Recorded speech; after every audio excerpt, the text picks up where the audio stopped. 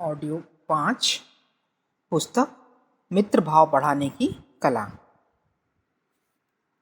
अपरिचित व्यक्ति से वार्तालाप आरंभ करते हुए प्रश्नों की झड़ी लगा देना अनुचित है। आपका क्या नाम है? कहाँ रहते हैं? कौन जाति है? क्या पेशा करते हैं? कहाँ से आए हैं? कहाँ जा रहे हैं? यह बातें अपरिचित होने की दशा में अचानक पूछना सभ्यता के विरुद्ध है। इसमें उत्तर देने वाले को बुरा लग सकता है, वह उपेक्षा कर सकता है या अंट-शंट उत्तर दे सकता है। जब तक किसी के स्वभाव के बारे में कुछ जानकारी न हो, तब तक अदालत जैसे गवाह पर प्रश्नों की झड़ी लगा देती है, वैसा व्यवहार करना उचित नहीं। यदि किसी का परिचय प्राप्त करना है या स्तब्धता भंग करके वार्तालाप का सिलसिला चलाना है, तो किसी आम प्रसंग को लेकर शुरू करना चाहिए। वर्तमान मौसम, फसल, व्यापार, तात्कालिक परिस्थिति, कोई अखबारी खबर, सामने का कोई दृश्य आदि का आधार लेकर बातचीत आरंभ की जा सकती है और फिर स्वभाव संबंधी जानकारी होने पर निजी पूछताछ तक बढ़ा जा सकता है। कौन आदमी इस समय किस मनोदशा में है, इसको भांपकर जो आदमी तद अनुसार वार्तालाप की तैयारी करते हैं, वे अपना प्रयोजन सिद्ध करने में बहुत कुछ सफल होते हैं। अफसरों से मुलाकात करके काम निकालने वाले लोग पहले अर्दली से यह मालूम कर लेते हैं कि इस समय साहब का मिजाज कैसा है। यदि मिजाज अनुकूल देखते हैं तो प्रयोजन प्रकट करते हैं, अन्यथा किसी दूसरे अफसर की प्रतीक्षा तक अपनी बात को स्थगित रखते हैं। यह बात बड़े आदमियों या अफसरों के बारे में ही नहीं है, वरन सर्वसाधारण के बारे में भी है। निजी कारणों से जब मनुष्य का चित्त डांवाडोल हो रहा हो, शोक, चिंता, क्रोध या बेचैनी में निमग्न हो, तो उस समय कोई अप्रिय, भारी या उसकी दृष्टि में अनावश्यक जांचने वाला प्रस्ताव नहीं रखना चाहिए, क्योंकि डांवाडोल मनोदशा के कारण वह आपकी बात को न तो ठीक तरह समझ सकेगा और न उस पर उचित फैसला कर सकेगा। ऐसी दशा में प्रयास विफल ही रहेगा।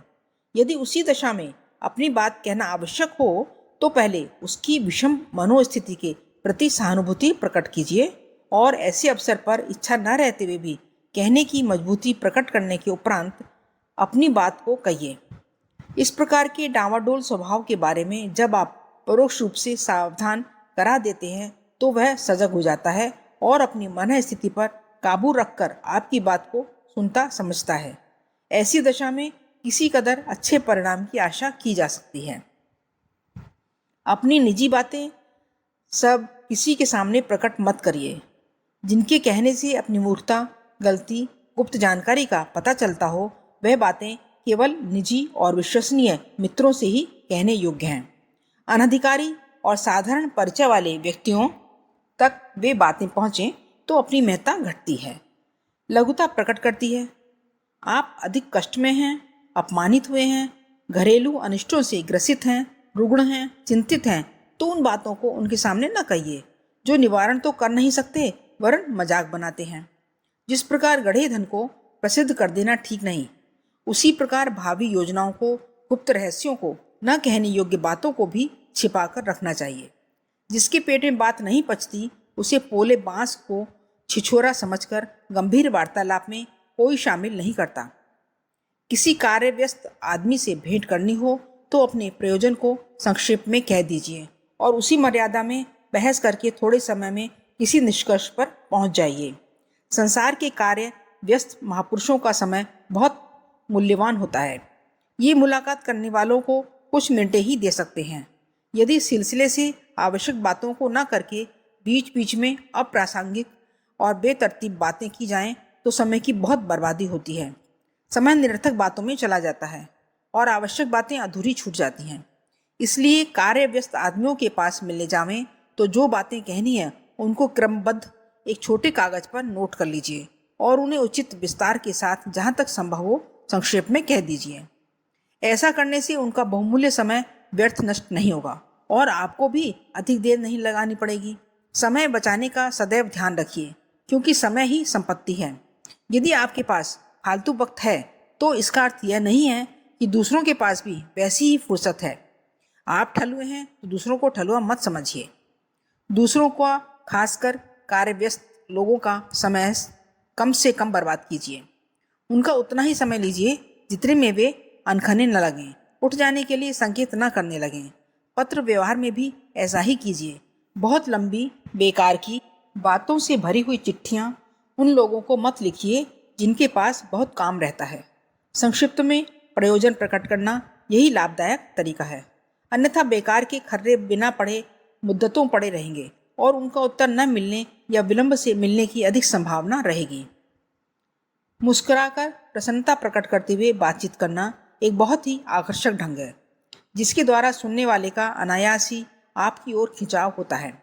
जब आप मुस्कुराते हुए आनंदित होकर अपना कथन आरंभ करते हैं तो उसके दो तात्पर्य निकलते हैं। पहला यह है कि आप मनस्वी हैं, दृढ़ निश्चयी हैं और सुलझे हुए विचारों के हैं। दूसरा यह है कि सुनने वाले से मिलकर आप प्रसन्न हुए हैं, उसके प्रति प्रेम भाव रखते हैं। मुस्कुराहट मन की दृढ़ स्थिति को सूचित करती है। जिसके विचार संदिग्ध हैं, नाना प्रकार के भावों का उतार चढ़ाव चेहरे पर प्रदर्शित करता है, उसे अविश्वास की दृष्टि से देखा जाता है। ऐसे आदमी के व्यक्तित्व की कोई अच्छी छाप दूसरे पर नहीं लगती, किंतु यदि प्रसन्नता चेहरे पर खेल रही है तो उसका तात्पर्य दृढ़ता, गंभीरता और पूर्णता है। उसे सुलझा हुआ स्वस्थिर समझकर स्वभावतः विश्वास करने की इच्छा होती है। मुस्कुराहट में दूसरा तात्पर्य है सुनने वाले के आगमन से खुशी प्रकट होना। यह भी असाधारण बात है। जहाँ उपेक्षा होती है वहाँ संबंध रखना लोग पसंद नहीं करते, पर जहाँ प्रेम और सत्कार का भाव टपकता है वहाँ बार बार जाने की इच्छा होती है। थोड़ी असुविधा उठाकर भी वहाँ पहुँचने का प्रयत्न किया जाता है, क्योंकि वहाँ दूहरा लाभ है। साधारण काम तो पूरा होता ही है, साथ में प्रेम और आदर की आत्मिक खुराक मुफ्त में मिल जाती है। प्रसन्नता के साथ वार्तालाप करने के दोनों ही पहलू एक से एक जोरदार हैं। विश्वासी आदमी से व्यवहार में धोखा होने का अंदेशा नहीं रहता। उसकी मानसिक स्थिरता से अन्य लाभ प्राप्त होने की आशा रहती है, अतः उससे संबंध रखना वैसे भी लाभदायक ठहरता है। आप जिन लोगों का संबंध अपने साथ अधिक समय तक रखना उचित समझते हैं, उनसे मुस्कुराकर बोला कीजिए, प्रसन्नता प्रकट करते हुए बातचीत किया कीजिए। यह ऐसा बेपूंजी का व्यापार है जिसमें खर्च बिल्कुल नहीं और आमदनी बहुत है। जब आप थोड़ा हंसते हैं तो खिलते हुए पुष्प की भांति अपनी सुगंधी चारों ओर बिखेर देते हैं। उसकी सुगंधी से दर्शकों और श्रोताओं का मन लुभायमान हो जाता है। पुष्प में रूप और गंध है, मुस्कुराहट में सौंदर्य और मिठास है। भौरे और मधुमक्खियों का जमघट फूल पर रहता है। आपकी मुस्कुराहट पर मुग्ध होकर संबंधियों का समूह पीछे पीछे लगा फिरेगा। आत्मीयता प्रकट करने का अच्छा तरीका यह है कि बराबर वालों का और छोटों का आदरपूर्वक नाम लेकर पुकारिए। नाम के पहले पंडित, बाबू या लाला आदि विशेषण लगाएं। पीछे शर्मा, वर्मा या गुप्ता आदि गोत्र सूचक पदवी लगाने से नाम आदर युक्त हो जाता है। वार्तालाप के सिलसिले में बराबर वालों का नाम बीच बीच में कई बार लिया कीजिए। इस तथ्य को समझ लीजिए कि मनुष्य का नाम उसकी भाषा में उसके लिए सबसे मधुर और सबसे महत्वपूर्ण शब्द है। अपना नाम लिया जाते सुनकर मन में एक गुदगुदी सी उत्पन्न होती है, क्योंकि उसमें अपनेपन का भाव है, आत्मीयता का सम्मिश्रण है। महाशय जी, महानुभाव, श्रीमान जी आदि शब्द छूछे और आडंबरमय हैं। इनसे अपनापन प्रकट नहीं होता, इसलिए सुनने वाले को कोई विशेष आकर्षण दिखाई नहीं पड़ता, किंतु आदरपूर्वक नाम लेकर पुकारने से सुनने वाले का हृदय हुलस आता है। बड़ों को उनकी आरंभिक पदवी के साथ जी लगाकर पुकारा कीजिए, जैसे पंडित जी, लाला जी, ठाकुर साहब आदि। यदि उनका कोई और विशेषण है, जैसे नंबरदार, वैद्य जी, डॉक्टर साहब, खजांची साहब, तो उसे कहिए। यदि अधिक निकट का परिचय है तो रिश्तेदारी सूचक संबोधनों का प्रयोग करिए, जैसे चाचा जी, बाबा साहब, भैया जी, ताऊ जी आदि। कुछ रिश्ते जो लघुता सूचक हैं उन्हें कहना उचित नहीं, जैसे साला, भतीजा, भाभी, साली आदि। छोटों को बेटा, नोनी कहकर नहीं पुकारना चाहिए, वरन लल्लू, कुंवर साहब जैसे प्रिय शब्दों को काम में लाना चाहिए। स्त्रियों को बेटी, बहन जी या माता जी शब्द ही आमतौर पर काम में लाने चाहिए। खास रिश्ते की बात अलग है। जिनसे दूर का रिश्ता है उन्हें इन्हीं 3 रिश्तों के अंतर्गत आना चाहिए। इस प्रकार रिश्तेदारी, पदवी मात्र नाम तथा आदरपूर्वक नाम लेकर लोगों को संबोधन किया करें, तो आप निश्चय ही दूसरों पर अपनी आत्मीयता की छाप जमाने में समर्थ होंगे और बदले में उनकी आत्मीयता प्राप्त करेंगे। बोलने में यह बहुत मधुर साधन है। कि दूसरे को यथोचित रीति से नाम के निजीपन के साथ पुकारा जाए। इस प्रकार रिश्तेदारी, पदवी मात्र नाम तथा आदरपूर्वक नाम लेकर लोगों को संबोधन किया करें, तो आप निश्चय ही दूसरों पर अपनी आत्मीयता की छाप जमाने में समर्थ होंगे और बदले में उनकी आत्मीयता प्राप्त करेंगे। बोलने में यह बहुत मधुर साधन है कि दूसरे को यथोचित रीति से नाम के निजीपन के साथ पुकारा जाए। आप प्रेम संबंधों की वृद्धि करना चाहते हैं, परायों को अपना बनाना चाहते हैं, घनिष्ठता बढ़ाना चाहते हैं, तो उनके कानों में रस टपकाइए। अपना नाम सबसे मधुर शब्द है। इस शब्द को एक से अधिक बार कहिए। संबोधन की आवश्यकता पड़ने पर उसी का उपयोग करिए। तीसरा मुख्य शीर्षक, दूसरों को अपने मत का बनाने का उपाय।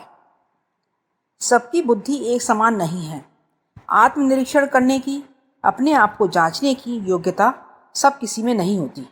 स्वर्गीय डॉन टॉमस कहा करते थे कि इस दुनिया में 90% आधे पागल रहते हैं। आधे पागल ना भी हो तो भी इतना तो निश्चय ही मानना पड़ेगा कि आत्म परीक्षण करने और वस्तु स्थिति को समझने की योग्यता बहुत कम लोगों में होती है। वे भावावेश, कल्पना की उड़ान और स्वतंत्र धारणा के अनुसार अपने अपने मत निर्धारित करते हैं। इस मत निर्माण में विचारशीलता की नहीं वरन अंधविश्वास की प्रधानता होती है। जहाँ विचारशीलता की प्रधानता है वहाँ गलती समझने और स्वीकार करने की क्षमता होती है। किंतु ऐसे सौभाग्यशाली स्त्री पुरुष अभी इस भूतल में उंगलियों पर गिनने लायक हैं। अधिकांश तो असंस्कृत मस्तिष्क के ही पड़े हुए हैं। व्यवहार उन्हीं से पड़ता है। ऐसी दशा में नीति और कुशलता से काम न लिया जाए तो अच्छे परिणाम की आशा नहीं की जा सकती। जब आपको किसी की गलती बतानी है तो पहले उसके साथ सहानुभूति प्रकट करिए।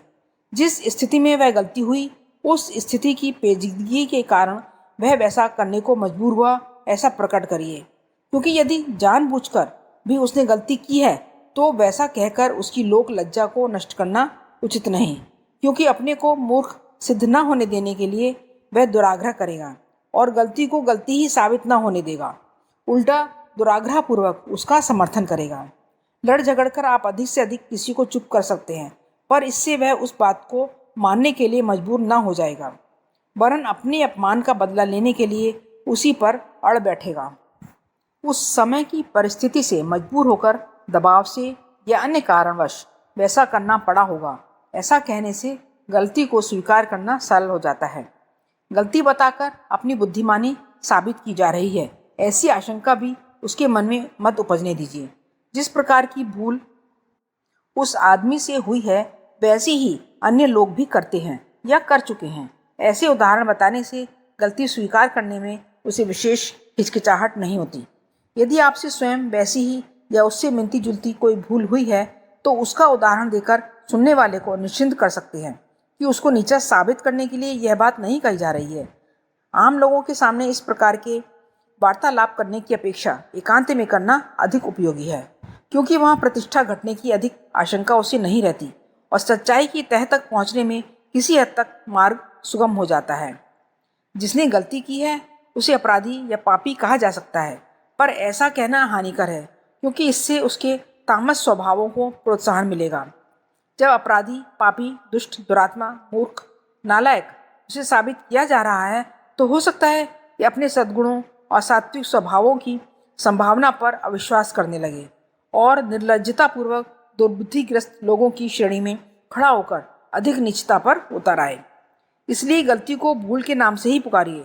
पाप या अपराध का कटु नाम प्रयोग मत कीजिए। भूल को सुधारना आसान बताइए, त्रुटि रहित जीवन की महत्ता बताइए और उसे फिर से सुधारने के लिए प्रोत्साहित कीजिए। जिसने गलती की है वह अपने को पवित्रता से रहित सुधारने में असमर्थ समझने लगता है। इस धारणा को धैर्य बनाकर, गलती को छोटी बताकर, प्रोत्साहन देकर जैसे भी बन सके दूर करना चाहिए। कटु वचन कहकर किसी का दिल तोड़ देना आसान है, ऐसा तो एक बेवकूफ़ भी कर सकता है। आपका कार्यक्रम ऊंचा होना चाहिए। दिल बढ़ाने का, सही मार्ग पर लाने का प्रयास कठिन है। आपकी बुद्धि को यह चुनौती दी जाती है कि वह कठिन प्रयास द्वारा उपयोगी कार्य संपादन करके अपनी महत्ता साबित करे।